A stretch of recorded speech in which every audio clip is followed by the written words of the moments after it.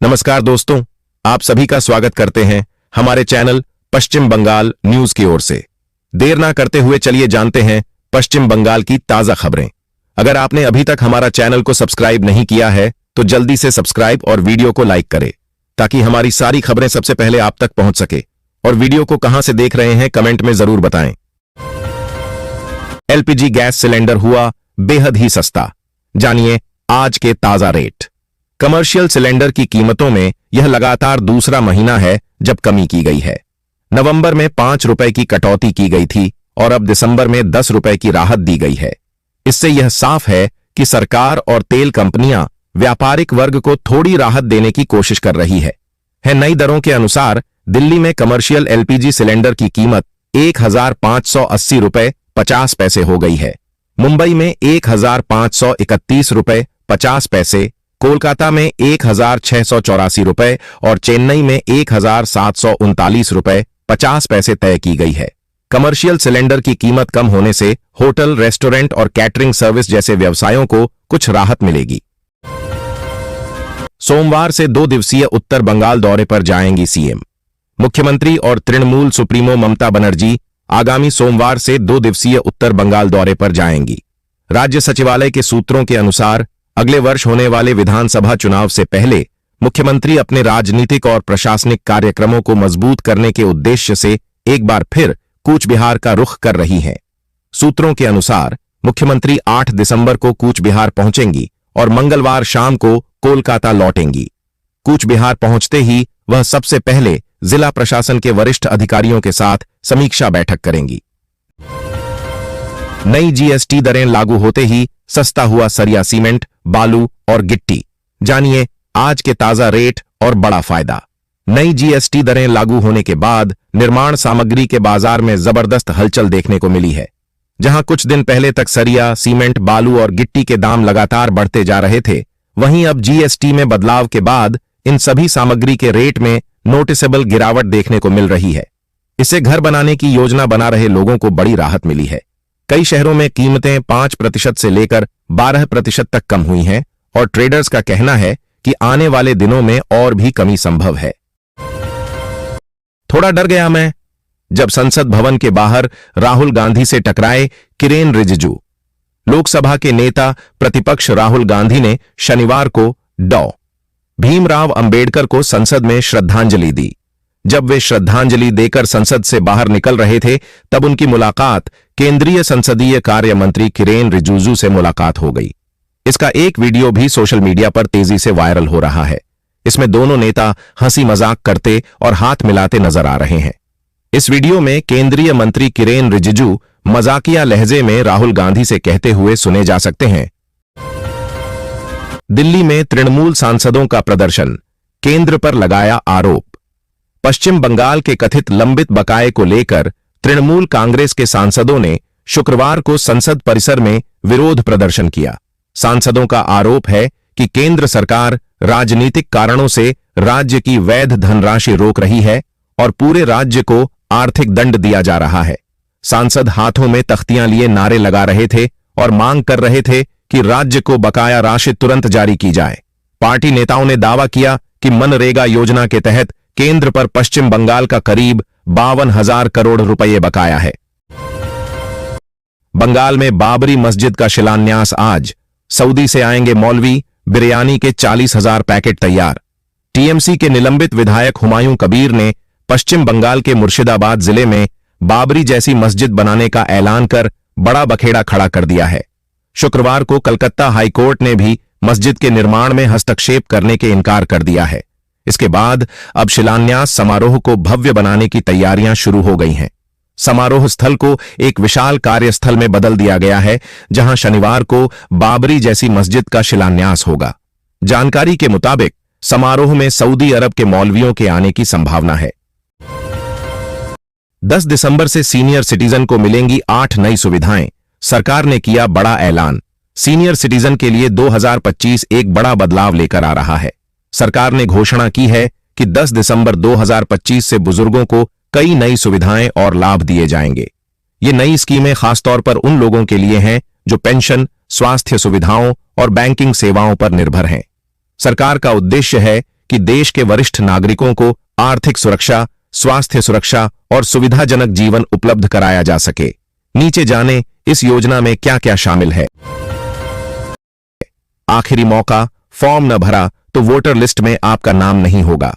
निर्वाचन आयोग ने स्पेशल इंटेंसिव रिवीजन या SIR नाम की एक खास योजना शुरू की है। यह योजना मतदाता सूची को साफ सुथरा और सही बनाने के लिए चलाई जा रही है। हर राज्य और केंद्र शासित प्रदेश में यह अभियान चल रहा है ताकि आने वाले चुनाव निष्पक्ष हों। SIR फॉर्म भरना हर मतदाता के लिए जरूरी है। BLO यानी बूथ लेवल अधिकारी घर घर आकर यह फॉर्म देते हैं। अगर आपका नाम पुरानी वोटर लिस्ट में है या नया जोड़ना है तो यह फॉर्म भरें। समय पर न भरने से नाम कट सकता है। वर्ष 1980 की मतदाता सूची में नाम जोड़ने पर विवाद, सोनिया गांधी के खिलाफ FIR दर्ज करने की मांग।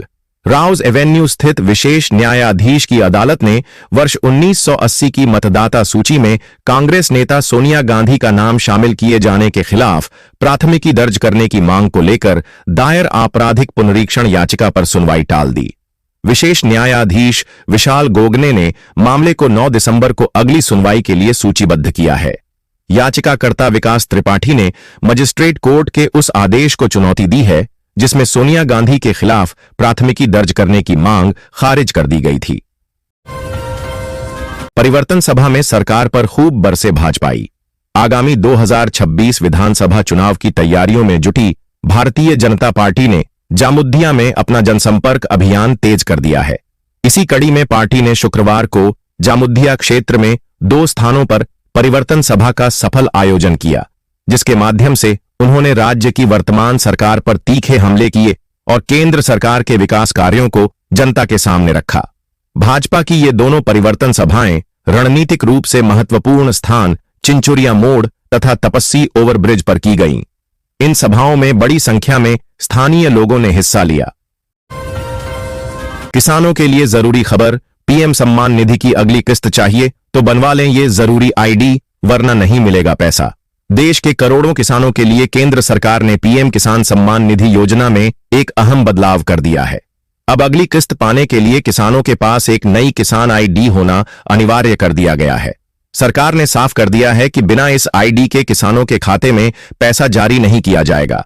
ऐसे में जिन किसानों ने यह ID अभी तक नहीं बनवाई है, उनके लिए यह बड़ा अलर्ट है, क्योंकि नियम पूरा न होने पर किस्त अटक सकती है।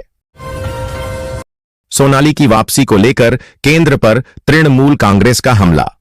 तृणमूल कांग्रेस ने सोनाली खातून और उनके नाबालिग पुत्र की भारत वापसी को लेकर केंद्र सरकार पर सीधा हमला बोला है। तृणमूल के राज्यसभा सांसद समीरुल इस्लाम ने दावा किया कि गरीब बंगाली माताओं और बेटियों पर हो रहे अत्याचारों की असल तस्वीर इस मामले से उजागर हो गई है। उनके अनुसार सोनाली खातून को जून में गर्भावस्था के दौरान जबरन देश से बाहर भेज दिया गया था और 6 महीने तक उन्हें अमानवीय यातना झेलनी पड़ी। अब जब वह लौट आई हैं, तृणमूल इसे अपनी कानूनी और राजनीतिक लड़ाई की जीत बता रही है। कोलकाता में पार्किंग के कारण सड़क सफाई प्रभावित, मेयर। महानगर में गाड़ियों की अनुचित पार्किंग के कारण निगम के सफाई कर्मचारी सड़कों की साफ सफाई सही तरीके से नहीं कर पा रहे हैं।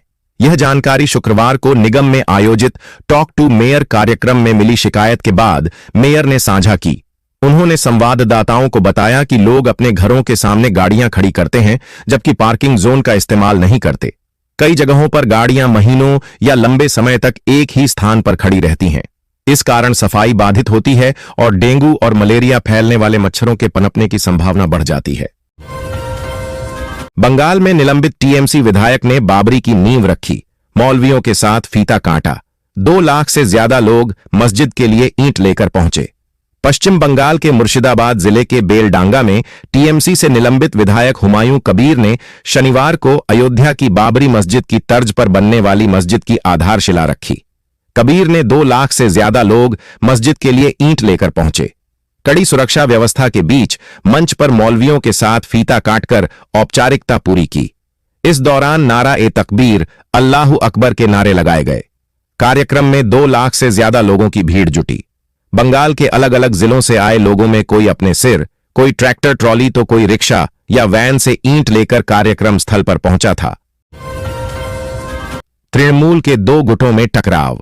नदिया जिले के गयेशपुर में तृणमूल कांग्रेस के भीतर गुटबाजी एक बार फिर सामने आ गई है। शुक्रवार को शहर अध्यक्ष मारंडे के खिलाफ नाराज तृणमूल कार्यकर्ताओं और समर्थकों ने सड़क जाम कर विरोध प्रदर्शन किया। वार्ड नंबर 17 में माहौल तनावपूर्ण रहा। प्रदर्शनकारियों ने पोस्टर लगाकर लिखा, मारंडे मरे, आम आदमी जीते। नाराज गुट का आरोप है कि करीब 300 परिवार पिछले 7 वर्षों से सरकारी जमीन पर रह रहे हैं और उन्हें वहीं रहने का भरोसा शहर अध्यक्ष मारंडे ने दिया था। अब जमीन खाली करने की चेतावनी दी जा रही है, जिससे लोगों में आक्रोश है। त्योहारों पर पशुओं की बलि नहीं देते अगर, जस्टिस ओका बोले, धार्मिक प्रथाओं में सुधार की जरूरत। सुप्रीम कोर्ट के पूर्व जज जस्टिस ओका ने भारत में प्रचलित अंधविश्वासों को लेकर सवाल खड़े किए हैं। जस्टिस ओका ने कहा कि इन सभी धार्मिक प्रथाओं 3 में सुधार की जरूरत है और भारत में प्रचलित अंधविश्वासों से लड़ने के लिए वैज्ञानिक सोच विकसित करने की जरूरत है, लेकिन जो कोई भी धार्मिक सुधारों का प्रस्ताव रखता है उसे धार्मिक समूहों द्वारा निशाना बनाया जाता है। हुमायूं कबीर ने रख दी बाबरी मस्जिद की नींव, बीजेपी बोली, आग से खेल रही सीएम ममता बनर्जी। टीएमसी के निलंबित विधायक हुमायूं कबीर ने शनिवार को पश्चिम बंगाल के मुर्शिदाबाद में बाबरी जैसी मस्जिद की आधारशिला रखी। कबीर ने मंच पर मौलवियों के साथ समारोह का फीता काटा और इस दौरान कार्यक्रम स्थल पर जमकर नारेबाजी की गई। यहां पर सुबह से ही हजारों लोग इकट्ठा हुए थे। शिलान्यास समारोह कड़ी सुरक्षा के बीच हुआ। इसमें कानून और व्यवस्था बनाए रखने के लिए रेजनगर और निकटवर्ती बेलडांगा क्षेत्र में पुलिस, आरआईएफ और केंद्रीय बलों की बड़ी टुकड़ियां तैनात की गईं। 8वां वेतन आयोग लागू होते ही क्या क्या होगा, सरकार पर कितना पड़ेगा बोझ, इकोनॉमिस्ट ने बताया। 8वां वेतन आयोग का गठन हो चुका है और इसके टर्म ऑफ रेफरेंस की भी मंजूरी दे दी गई है। अब सरकारी कर्मचारी और पेंशनर्स इसके जल्द से जल्द लागू होने का इंतजार कर रहे हैं। हालांकि अभी इस पर रिपोर्ट सबमिट किया जाएगा, फिर मंत्रियों का एक समूह 8वें पे कमीशन की रिपोर्ट का पूरा रिव्यू करेगी। इसके बाद केंद्र सरकार के पास यह रिपोर्ट जाएगी, जिसके बाद इसे लागू किया जा सकता है। ग्रेच्युटी से पेंशन तक केंद्रीय कर्मचारियों के लिए हुए ये बड़े बदलाव। इसी साल सरकार ने नया आदेश जारी किया। इस आदेश में कहा गया है कि यूपीएस में आने वाले कर्मचारी भी केंद्रीय सिविल सेवा ग्रेच्युटी भुगतान नियम 2021 के तहत सेवानिवृत्ति ग्रेच्युटी और मृत्यु ग्रेच्युटी पाने के हकदार होंगे। यदि किसी कर्मचारी की सेवा के दौरान मृत्यु हो जाती है तो परिवार को ओल्ड पेंशन स्कीम यानी ओपीएस की तरह लाभ मिलेगा।